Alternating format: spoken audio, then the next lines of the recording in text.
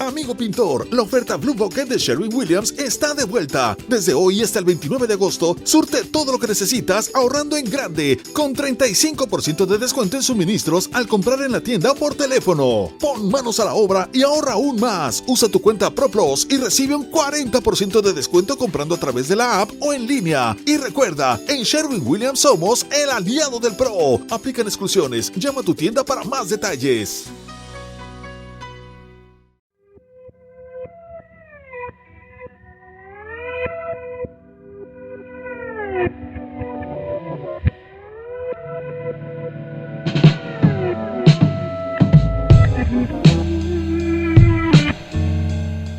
Pensar Podcast.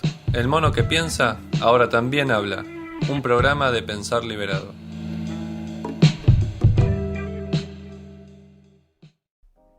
Buenas noches. ¿Cómo están? Vamos a ver quiénes se van sumando mientras me sirvo un poquito de agua. Hola Luis Guillermo. ¿Cómo estás? Gracias por unirte. Meibu. Kessins. Y 6 más se han unido, no sé quiénes son. Raza mestiza, buenas.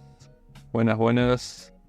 Mons y otros 9 más se unieron. Santiago y 4 más se unieron.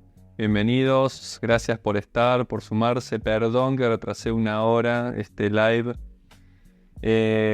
Bueno, nada, hice una salida, un pequeño viajecito. Y acá estoy.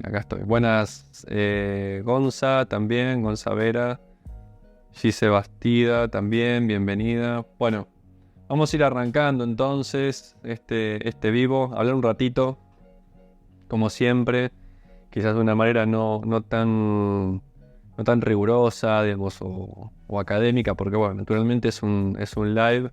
Y bueno, trato de acercarles algunas síntesis de cositas que voy pensando también sobre la marcha, a partir de lecturas que he tenido en su momento, a partir de cosas que voy pensando ahora, lecturas nuevas actualmente.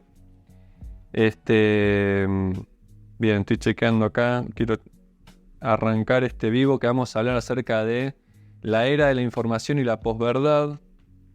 A ver si agarré así rápido el texto de Simone Weil. Básicamente, acá está, lo encontré. Este es el librito del que les voy a leer una frase con el que vamos a arrancar. Reflexiones sobre las causas de la libertad y de la opresión social. Porque bueno, pensaba que era interesante hablarlo primero porque lo dijeron, propusieron eso varios y varios votaron también después sobre este tema, el tema de la sobreinformación. Yo acá le puse infodemia también. Y también habían propuesto el tema de la posverdad. Y lo conecto un poco incluso con esta cuestión de... No sé si vieron, bueno, todas las últimas publicaciones que estuve haciendo son en relación a cuestiones medioambientales, miradas desde un punto de vista filosófico. Claramente que estoy reservando toda la rigurosidad y la precisión, la exactitud, la minuciosidad, pero también con cierta traducción pedagógica para el curso, digamos, ¿no? Respecto a esto. Pero digo, lo conecto el tema de la posverdad porque hay hay alguna información también y alguna reflexión crítica desde el punto de vista de la ciencia respecto del medio ambiente, pero bueno, hay todo un ambiente y todo un grupo de gente que niega, digamos, ¿no es cierto?, el cambio medioambiental e incluso la crisis medioambiental, porque no es un cambio, digamos, ¿no? Bueno, pero no importa, después ya vamos a hablar un poquito más de eso. Hay quienes dicen que no tenemos nada que ver nosotros, nuestra actividad, nuestro consumo, nuestra fabricación de elementos, digamos, y productos que no se reciclan, emisión de gases de efecto invernadero, no tiene nada que ver nosotros, sino que el cambio climático es propio del clima, que va cambiando. Pero bueno, hay una cuestión de que hay muchos que están confundiendo, y yo también estaba confundido hasta hace algunos meses atrás, que empecé a leer a fondo cuestiones medioambientales relacionadas con la meteorología incluso, ¿no?, con el estudio del clima, climatología y demás. Y en principio hay una gran diferencia entre lo que es la meteorología y lo que es el clima, ¿sí? Uno es mucho más, la meteorología es mucho más inmediata, es mucho más dinámica, mucho más cambiante, es local, es acá o es allá, y por eso tiene un altísimo grado de imprevisibilidad. Y bueno, finalmente el clima ya tiene que ver con una cuestión más macro, antes que local, sino es una cuestión global, es el clima del planeta. Digamos, son procesos y dinámicas de largo plazo, procesos mucho más estables también, pero bueno, naturalmente si se altera el medio ambiente desde el punto de vista climático, también se alteran los procesos que son mucho más difíciles de predecir, que son la meteorología, que es lo que va a pasar de acá a 3 o 4 días, digamos. Entonces las proyecciones son mucho más difíciles y todo es mucho más inestable. Pero no importa, no quiero hablarles tanto de eso, sino que digo que se vincula con la cuestión del medio ambiente porque ahí está metida la ciencia también, justamente. Y bueno, la idea es poder hacer una reflexión filosófica mínima, chiquita, digamos, respecto de lo que es el ambiente en el que nos estamos moviendo, que es un ambiente que además de ser, digamos, de padecer una sobreinformación, además de ser la era de la información, que no es lo mismo que la era de la verdad, ¿sí? Es una situación de infodemia que da lugar a la segunda palabra del título del vivo de hoy, que es la cuestión de la posverdad, ¿sí? La posverdad ya empieza a verse, ¿sí? Hace bastante tiempo, por ejemplo con Simone Weil, ¿sí? Después retoma algunas cosas que yo he visto, digamos, por lo menos en Ernesto Sábato. No tengo el libro acá, lo dejé en Argentina, pero el libro al que hago alusión de Ernesto Sábato es el libro que se llama Hombres y Engranajes, y es un repaso interesantísimo de la historia de la ciencia y la historia de la filosofía también, desde la ilustración, o yo diría desde la Edad Media, pasando por la ilustración, que es como el gran quiebre, hasta llegar a la modernidad y casi a la contemporaneidad, donde bueno, juega un poco Ernesto Sábato con estos términos bastante metafóricos digamos, de hombres estando en un entramado de un engranaje, ¿sí? Yo diría, incluso hoy, creo que si Ernesto Sábato hubiera reescrito el libro, más que hombres y engranajes, habría hablado algo así como de seres humanos y MITs, digamos, ¿no? Seres humanos y tecnología digital y algoritmos, digamos, ¿no? O sea, como que nosotros somos un dato más dentro de un algoritmo, y esa cuestión del algoritmo tiene que ver con la infodemia en la que estamos. Pero quiero lanzar este espacio, este vivo, bueno, no sé si van diciendo cosas acá, pero bueno. Si van teniendo comentarios y demás, lo van dejando preguntitas. Estoy acelerado porque vine aceleradísimo, ansioso por llegar para hacer el vivo a horario y al final no llegaba. Y al final, bueno, porque bueno, me queda poquito tiempo para también hacer este live, digamos, y termina. Así que no creo que esté 1 hora como por ahí suelo estar. Estaré un poquito menos. Me desacelero un poquito y... Hay gente que me manda solicitud para unirse. No sé si está tocando ahí. Pero bueno, por ahora voy a estar yo solo, digamos, acá. Quiero lanzar con una frase de acá. Porque yo les dije que toda la cuestión de la posverdad y que después va a caer en una suerte de tendencia a la hiperinformación y incluso al informacionalismo y a la digitalización. Y información que nosotros aportamos y abonamos, pero que no manejamos. ¿Sí? Porque somos en realidad un dato y un bit más de entrada dentro de una gran cadena de información que se va procesando a través de algoritmos que incluso nos van orientando a nosotros. Esos algoritmos nos van induciendo, casi yo le diría conductistamente, trabajando sobre algunas variables orgánicas nuestras que tienen que ver con la producción de, por ejemplo, de dopamina, serotonina, etcétera. Y van manejando básicamente los instintos e impulsos que tenemos, porque esto es algo que hablaba, mira, no lo pensaba nombrar porque pensaba decir algo de Bifo Berardi, Franco Bifo Berardi, que habla acerca de una suerte de caos en la infoesfera en la que estamos. O sea, ya estamos en una suerte de infoesfera. Pero se me viene a la mente Richard Sennett, que es un sociólogo también, que habla de que nosotros nos estamos acostumbrando tanto, ¿sí?, a delegar ciertos procesos, digamos, mentales, reflexivos, cognitivos, que en principio serían de primer orden, casi básicos también. Nos estamos acostumbrando a delegarlo en ciertos algoritmos que realmente en algún punto benefician en lo inmediato nuestra vida, pero a largo plazo me parece que nos atontan bastante y nos quitan muchísima capacidad de juicio crítico, porque en algún sentido, supongamos, le cedemos le cedemos la tarea de resolver algún problema. Por ejemplo, ¿por qué calle agarro, ¿no? con el Maps? O por dónde tengo que ir, por dónde me tengo que manejar, y perdemos una suerte de autorreferencia, digamos, ¿no? Ahora estoy en Medellín, estoy en una ciudad nueva, usé 10 veces el GPS para ir al mismo lugar.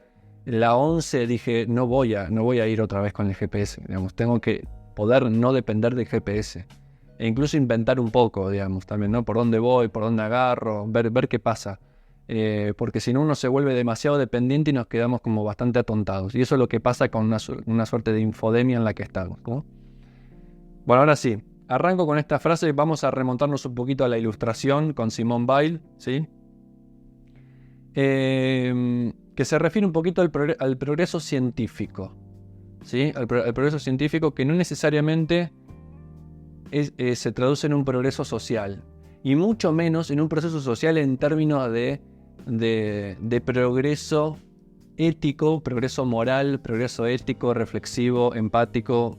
No va por ahí. El progreso científico es una cosa y no redunda, como creían los ilustrados, en una necesaria en un necesario progreso social, humano, antropológico. El famoso sapere aude o atrévete a pensar de Kant, de alcanzar la mayoría de edad como humanidad y atrevernos a pensar por nosotros mismos y llegar a una suerte de autonomía, ¿sí? Que se desligue, autonomía, nos damos nuestras propias leyes, que se desligue, o nos vamos a desligar supuestamente, por eso el progreso científico, de la heteronomía, es decir, un nomos, una norma, una ley que viene de otro lado, de afuera, ¿sí? Generalmente asociada a la cuestión religiosa de la iglesia y demás. Entonces, vamos con la cuestión del progreso científico, porque la infodemia lleva al progreso científico. No arranco más, es como que me voy por las ramas, no importa. Dice Simone Weil, en este texto que se llama Reflexiones sobre las causas de la libertad y de la opresión social. Dice, acá, en cuanto al progreso científico, resulta difícil entender la utilidad de seguir apilando conocimientos, sumemos ahora información, ¿sí? Encima de un amasijo tan voluminoso que ni el pensamiento de los especialistas puede abarcarlo, ¿sí? Y la experiencia, eso tradúzcanlo también en información, porque hoy se asocia mucho ciencia con información. Y además son dos cosas. Un científico no es un depositario o un depósito de información, ¿no? Debe haber un juicio crítico, reflexivo, un pensamiento, yo diría, como dice, o como diría también, ¿no? Arnés, que es un ecósofo, es un filósofo ambiental, que lo tengo muy presente por el curso de filosofía ambiental que estoy por arrancar a dar. Arrancamos el sábado 18 de marzo. Si se quieren inscribir, están en las historias destacadas. Veamos los links de inscripción.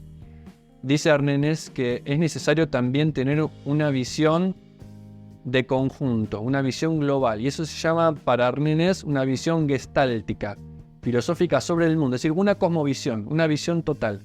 Y el científico tiene que tener eso, o estaría bueno que tenga eso, una mirada total, y no el ojo estrábico, visco, apuntando solamente a esa especialización muy, muy, muy parcial de esa cajita que estudia, que mira. No, estaría bueno que, yo creo, ¿no? Los científicos, además de los filósofos también, porque la hiperespecialización pasa en los filósofos y en casi en todas las profesiones, estaría bueno que reaparecieran los polímatas, aquellos que podían manejar con bastante expertise, digamos, un número bastante amplio de campos del saber.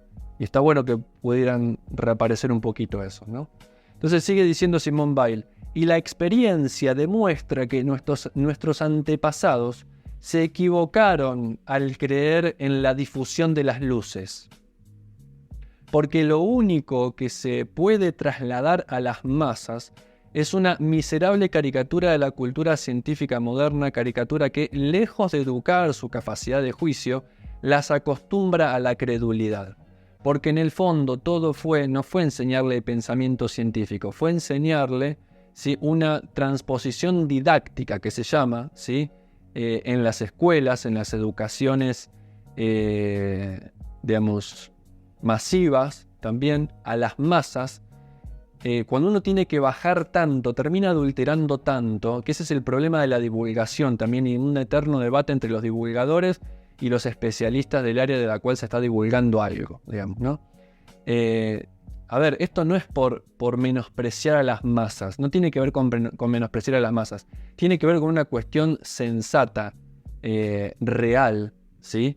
Que es obvio porque no se dedica a eso, ¿sí? Que, no sé, un médico no va a saber como un científico, ¿sí?, físico, digamos, con la misma profundidad sobre física cuántica, sobre dinámica de partículas subatómicas. No, está claro que no. Y esto es lo que termina diciendo básicamente Simone Weil, que lejos de enseñarnos, fíjense, ¿no?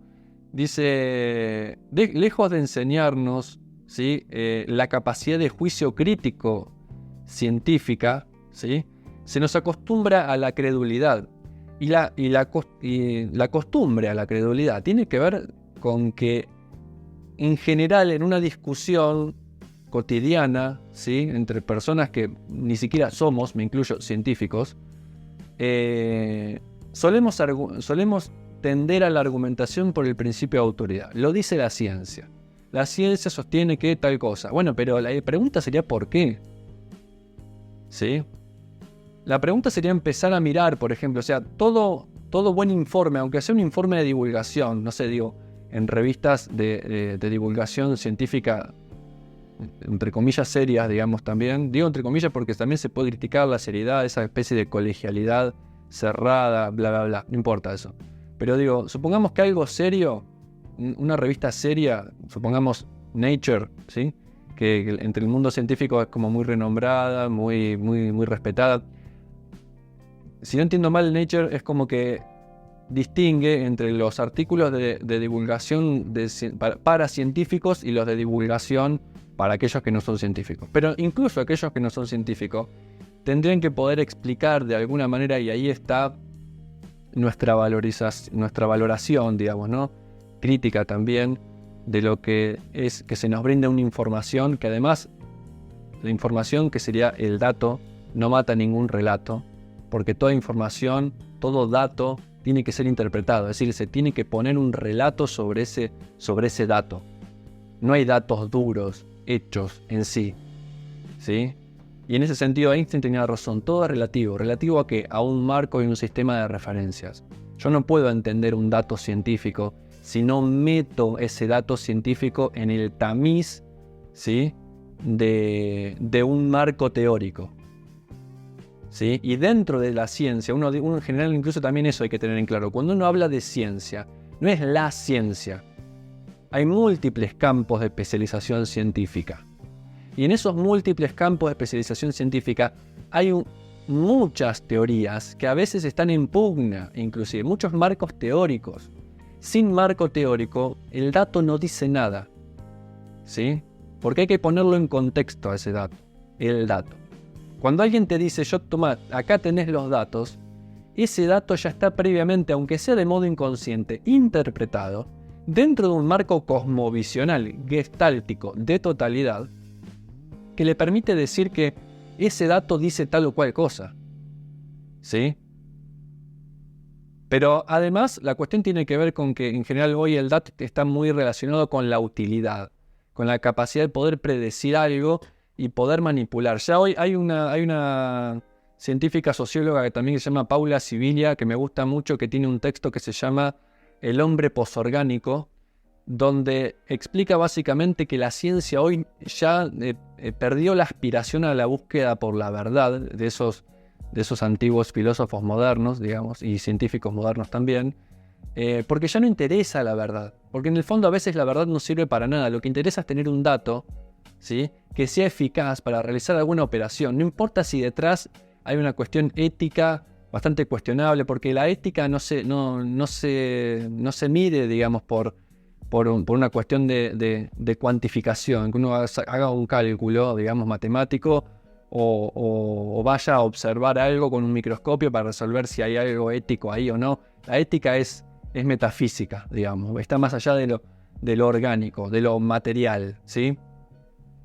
Entonces ahí sí hay una búsqueda por la verdad, o por lo menos la ética debería tener todavía ese horizonte, aunque sea una suerte de quimera, pero ese horizonte, ese desideratum, diría Carpio también, esa aspiración, digamos, ¿no? A buscar una suerte de verdad también, que sea más o menos común, que sea compartible entre las personas y deseable, ¿sí? Sabiendo que no hay verdades absolutas también.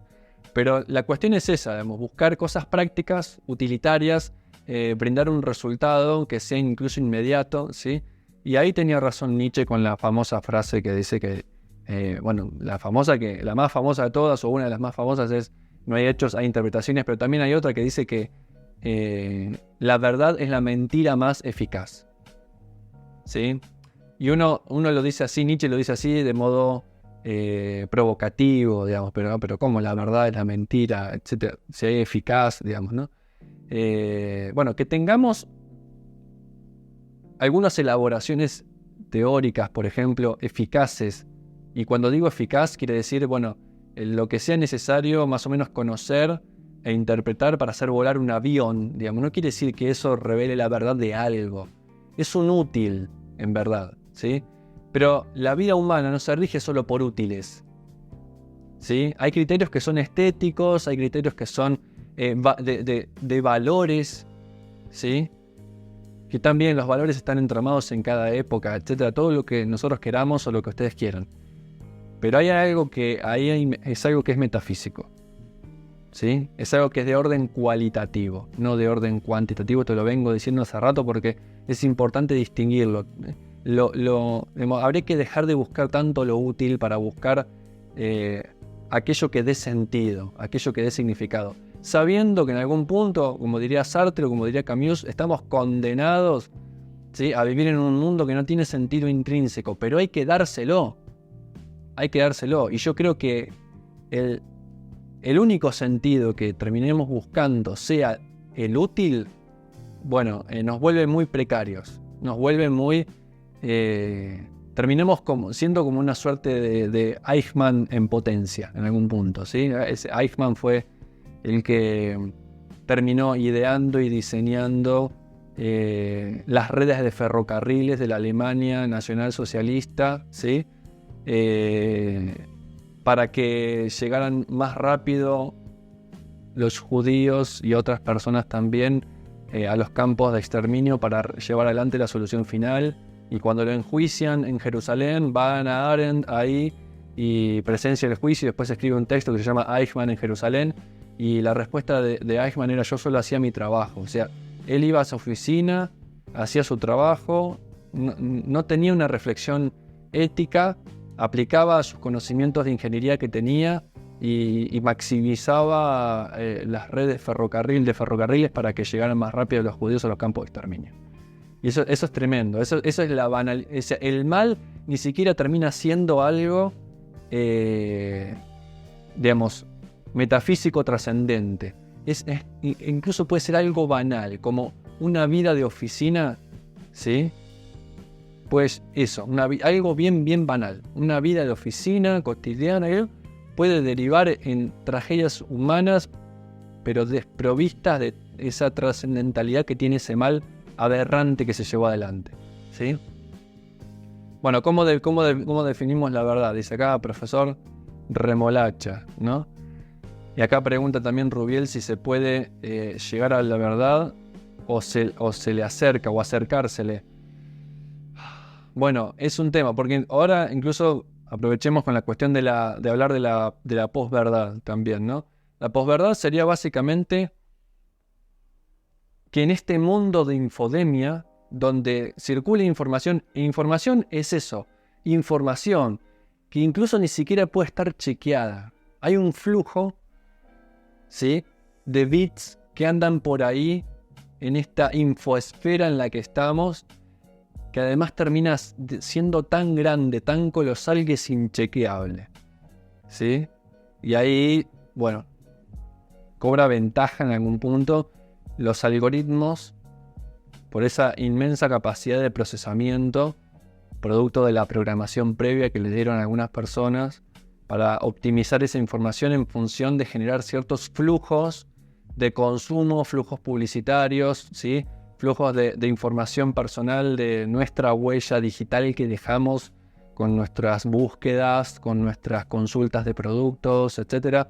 Bueno, y es todo un tema eso, con nuestras intenciones de voto. O sea, realmente hay una manipulación ahí y hay un intento, aunque no sea infalible, aunque no se pueda dominar del todo, hay gente que está buscando tener cierto dominio sobre eso. Y realmente hay efectos, ¿sí? al respecto. Bien, a ver, respecto a la verdad. Perdón, voy a decir algo antes, en este contexto de infodemia en el que estamos, en el cual recupero. Nos estamos acostumbrando cada vez más a cederle operaciones básicas de pensamiento crítico a ciertas inteligencias artificiales, pero son artificiales. O sea, hay un artificio de inteligencia, no es una inteligencia en sí, ¿sí? Por otras cosas que dije ya en otros vivos, que hablé sobre mi experiencia con el chat de GPT, etcétera, digamos, ¿no? Y sobre inteligencia artificial. Entonces, bueno, viene la cuestión de, en este contexto en el que estamos bastante atrofiados, ya no interesa tanto, ¿sí?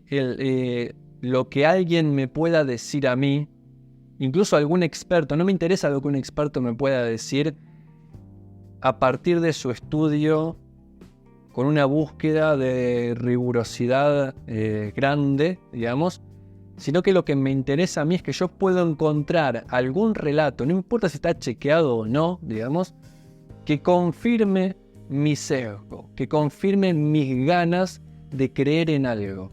Y hoy estamos en una época en la que es mucho más posible que eso suceda, ¿sí? Es mucho más posible. No digo que no sucediera antes.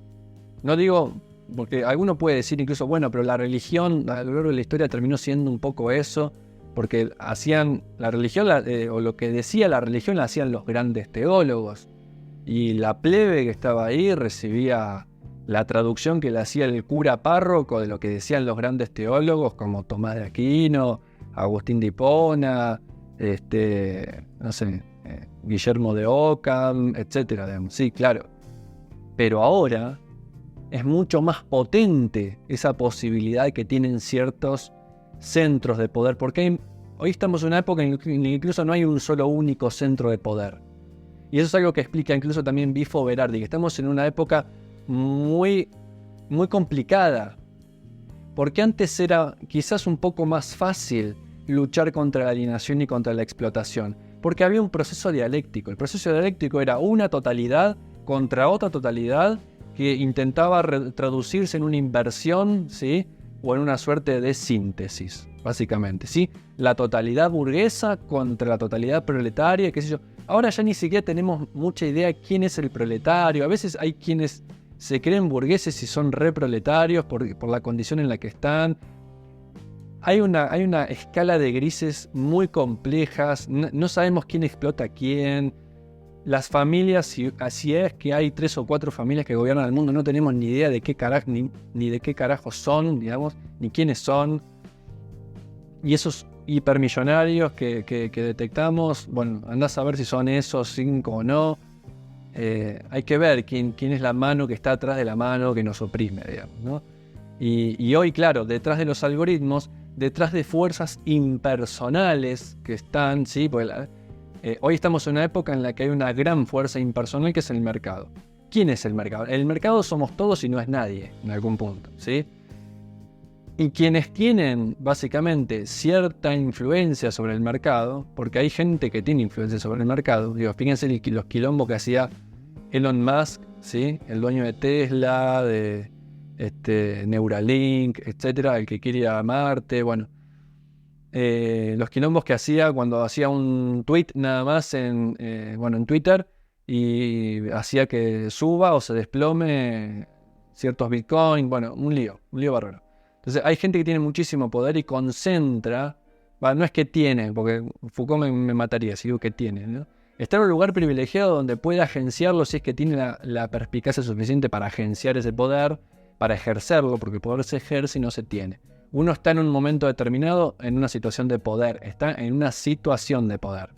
Pero esa situación de poder puede cambiar de un día para el otro. Entonces hay que saber bien cómo posicionarse y hay que ser inteligente, digamos. En todo caso, para permanecer o para perdurar ahí. Pero uno nunca lo tiene, no es un título de propiedad del poder, ¿sí? Es un conjunto de circunstancias en la que uno está que puede ser más o menos inteligente para poder ejercerlo. Bien. Entonces, nada. Ante tanta cantidad de proliferación de relatos, porque el mundo ya no es un mundo binario de grandes relatos donde se resuelve en una lucha de malos contra buenos, sino que no tenemos ni idea de quién es el malo y quién es el bueno, y a veces podemos ser nosotros los malos incluso, ¿sí? Los malos en el sentido inconsciente, porque podemos estar haciéndole el juego a ciertas estructuras, a dinámicas estructurales de poder, de las que no tenemos ni siquiera ni idea, digamos. No sabemos ni hasta dónde llegan las consecuencias en un mundo tan interconectado. Entonces, bueno, básicamente la posverdad es eso, yo tengo una mentalidad, ¿sí? Que incluso es muy maleable, muy influenciable, y puedo encontrar los relatos que quiera, ¿sí? Para justificar lo que yo tengo deseos e intenciones de creer. Y por eso hay terraplanistas y todo lo demás, ¿no? Que hay negacionistas de la crisis climática, con los que he estado. Si quieren, fíjense el último reel que hay, creo que se llama, ahora no recuerdo ni el nombre que le puse al reel, Divide y vencerás. Fíjense las discusiones que tuve ahí con algunas personas, que están negando. Bueno, a ellos voy respondiendo. Si quieren, van y leen, se entretienen un poquito con los chats que hay ahí, ¿sí? Entonces, eso es la posverdad. Ahora, ¿se puede llegar a una verdad? Que es lo que me preguntaban hace un rato, digamos, ¿no? ¿Se puede llegar a la verdad? Bueno, la verdad con mayúsculas, ¿no? Esa única verdad, ese único universo, ¿sí? No. Básicamente no se puede alcanzar, ¿sí? No se puede alcanzar. Pero sí yo creo que, y ni siquiera yo creería que hay un progreso acumulativo, ¿sí? En el cual nos vamos acercando cada vez más como una suerte de límite de X tendiendo a cero, digamos, o a infinito, ¿no? Ni siquiera hay una progresión acumulativa, digamos, ahí, ¿no? Pero es un problema, el problema de la verdad, ¿sí? Disculpen, me están llegando notificaciones al celular. Por eso si siente alguna vibración es eso.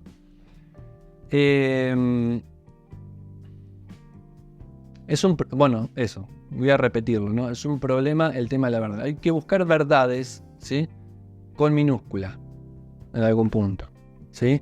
Y yo creo que esa verdad tiene que ver con una búsqueda cosmovisional, es decir, una búsqueda de totalidad, una búsqueda gestáltica, que tenga una trama de valores, de cierto conocimiento científico, ¿sí? También, de ciertas lecturas filosóficas y de experiencia de vida. También, apelando, no nos queda otra, digamos, ¿no? Que apelar a la honestidad humana e intelectual, ¿sí? En la búsqueda de lo que es la verdad. Porque yo creo que la verdad es una búsqueda constante de sinceramiento, ¿sí? Y ahí tenemos que también empezar a reconocer cuáles son nuestras sombras, nuestros puntos débiles, nuestras oscuridades, ¿sí? Incluso en nuestra vida de conocimiento, si es que hay o no posibilidad de hacer consciente algún deseo inconsciente de confirmar algo que quizás en el fondo no nos ayuda, etcétera, digamos, ¿no? Pero bueno, yo parto de la base que no hay verdad, pero que no hay verdad no quiere decir que valga cualquier cosa, ¿sí?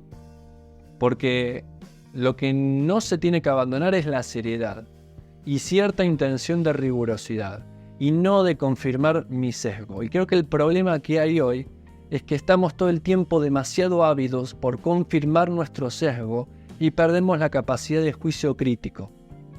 Ahí está la complicación, ¿sí?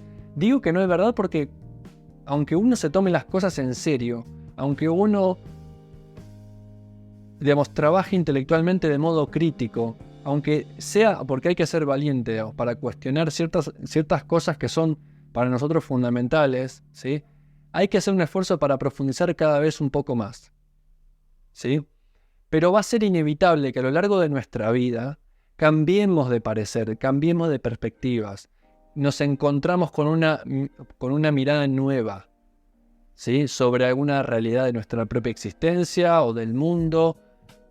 Yo creo que hay que mantenerse en constante movimiento, quizás dejando de aspirar a esa... dejando de aspirar a esa intención o a ese exceso de... Ahora sí, ese conocimiento va a ser el verdadero. No hay verdad, con mayúscula, ¿sí? En el fondo, por lo menos para mí. No estoy diciendo ninguna verdad con mayúscula, ¿sí? Estoy diciendo que en algún punto todo es relativo, pero hay que entenderlo en el modo riguroso, de que todo es relativo. Hay que entenderlo de que todo tiene que estar en referencia a. Relativo significa que está en referencia a, que tiene un marco referencial, aquello de lo cual pensemos. Entonces hay que ver cuál es el marco de referencia en el cual nos estamos moviendo, ¿sí? Y ver a dónde lleva. Acá le voy a decir algo medio bíblico también, ¿sí? Y es la siguiente frase: por los frutos los reconocerán. Hagamos un esfuerzo también de discernimiento de cuáles son los frutos que dan, ¿sí? Nuestra exploración del conocimiento filosófico, científico, sobre todo si lo queremos llevar a nuestra vida también. ¿A dónde nos lleva a la hora de vincularnos con los demás, no? ¿Nos volvemos más pedantes porque sabemos 3 o 4 cositas nuevas que el común por ahí no sabe? Bueno, no nos volvamos más pedantes, ¿sí? La pedantería no es ninguna verdad, ¿sí? En el fondo es el enmascaramiento de verdad de nuestras propias miserias, en el fondo, ¿sí? O no sé si fueron diciendo algo más, no sé ni qué hora es. Ya son 40 minutos que pasaron, creo que estoy, digamos, ¿no? Ahí, Juan lo que sea. Dice, ¿dirías que la posverdad es propia de la era posmoderna? En tanto esta representa la muerte de las grandes narrativas. Bueno, sí, algo de eso habla Jean-François Lyotard en un texto ya bastante clásico, pero que para mí todavía sigue siendo vigente, que se llama La condición posmoderna. Y él es el que propone la muerte de los grandes relatos. Y después se encolumnan muchos filósofos y pensadores intelectuales detrás de eso. Y en algún punto, bueno, comparto eso, y creo que la posverdad tiene que ver, ¿sí? Con esa cuestión de la caída de los grandes relatos o aquello que llaman los metarrelatos, es decir, el comunismo, el liberalismo quizás como tal, digamos, ¿no? También, o el gran eje, ¿no? Oriente-Occidente. Esa era la época de los grandes relatos. Ya no hay 2 centros de poder en el mundo, insisto, sino que estamos en un mundo donde hay muchos centros de poder y que además están en pugna, y sobre todo en pugna geopolítica, infocomunicacional. Y ahí está la cuestión, ¿sí? Y con esto quiero ir cerrando con esta breve síntesis. Información no es lo mismo que conocimiento. Hoy estamos en la era de la información, no en la era del conocimiento, y mucho menos en la era de la verdad, ¿sí? Yo diría, información, nada, datos que interpretamos demasiado vagamente. Conocimiento son esos datos, ¿sí? Interpretados dentro de un marco teórico, y por lo tanto son relativos, porque dependen del marco teórico en el cual nosotros nos inscribamos. Yo les diría, por lo menos métanse rigurosamente en algún marco teórico, ¿sí? Porque eso habla de la honestidad y de la búsqueda, o sea, habla de la honestidad intelectual y de la profundidad intelectual, ¿sí? En algún punto. Y tercero, yo decía, una cosa es conocimiento, una cosa es información, otra cosa es conocimiento y otra cosa es verdad. En todo caso, si me preguntan a mí cómo definiría la verdad, la definiría como esa suerte de conocimiento, pero que además le agregamos vida, le agregamos experiencia, que está relacionado con la sabiduría. Y en la sabiduría hay cierto grado de arte, ¿sí? En algún punto. Y yo diría, arte de intento de llevar una vida estética. Estética en el sentido más amplio y más profundo, al mismo tiempo, ¿sí? Y bueno, creo que eso es la sabiduría. Creo que eso apunta el filósofo, ¿sí? Que no pretende tener la verdad o la sabiduría, sino es un aspirante. Hay una actitud un poco más humilde. Entonces, seamos un poco más humildes. Andar en la humildad también es andar en la verdad. Hoy estoy un poco bíblico, disculpen porque eso está en la Biblia. Porque creo que, como Feyerabend, ¿no? El anarquista epistemológico, todo sirve en algún punto si lo tomamos de manera seria, no para hacer ensaladas como las hay por ahí, por todos lados, sino que tomar las cosas de modo serio, ¿sí? Y todo puede aportar cierta perspectiva y demás. Entonces, tratemos de dejar la mera información que malinterpretamos o interpretamos de modo vago. Tratemos de ir por ese conocimiento que siempre está en referencia a algún marco teórico, pero aprendámoslo bien, por lo menos ese marco teórico. Lo más profundo que podamos, tengamos ese compromiso primero con nosotros y después con los demás. Y finalmente, a ese conocimiento agreguémosle algo de frónesis, sabiduría práctica, ¿sí? Aspiremos a cierta sabiduría, es decir, es ponerle carne, ponerle vida, ponerle experiencia existencial a ese conocimiento que tenemos y no nos quedemos en ese vago onanismo o suerte de masturbación intelectual en el que se queda aquel que se queda solo con el conocimiento, digamos, ¿no? Nada, eso. No sé si tengo mucho más para decir con el cortito tiempo en el que estoy, digamos. Decía Spinoza, dice Dan.nc, decía Spinoza, el conocimiento no es la operación del sujeto, sino la formación de la idea en el alma. Claro, bueno, igual tiene que haber una operación, ¿no? Pero sí hay una afirmación de la idea en el alma, ¿sí? Que se va acercando, entre comillas, a cierta verdad, ¿sí? Bien, y sigo bajando un poquito más, a ver si hay algún comentario. Disculpen si no miré mucho hoy el chat, digamos, ¿no? La verdad vendría siendo el entendimiento de ese conocimiento. Sí, un entendimiento que se traduce a alguna mirada cosmovisional de la propia vida, ¿sí? Hay un cosmos, una idea de todo, una idea gestáltica, ¿sí? Donde el todo es una suerte mayor, de algo mayor que la mera suma de las partes, ¿sí? Porque hay interaccionismo en algún punto, todo está conectado con todo. Pero bueno, de eso ya voy a hablar en el curso de filosofía ambiental incluso. Bueno, gente querida, disculpen si fui muy vehemente y quizás hoy no fui tan organizado en lo que quería decir, pero bueno, nada, traté de pintar un poquito un cuadro y ver qué salía. Fueron mis ayudantes a hacer una suerte de ensayo, de reflexión sobre este tipo de cuestiones. Y bueno, veremos qué nos depara el domingo que viene. Y bueno, ojalá les haya gustado este vivo. Los que se hayan quedado acá, los que lo vayan a ver después, espero que les guste. Les mando un abrazo grande a todos. Y bueno, que estén muy bien, que arranquen muy bien la semana. Feliz noche, buen descanso y nos estamos viendo. Un abrazo grande. Gracias por estar, por comentar, por participar, por compartir, por invitar o por seguir aquellos que se han sumado nuevos, que por acá veo que alguno empezó a seguir nuevo. Un abrazo grande, que estén muy bien. Feliz noche.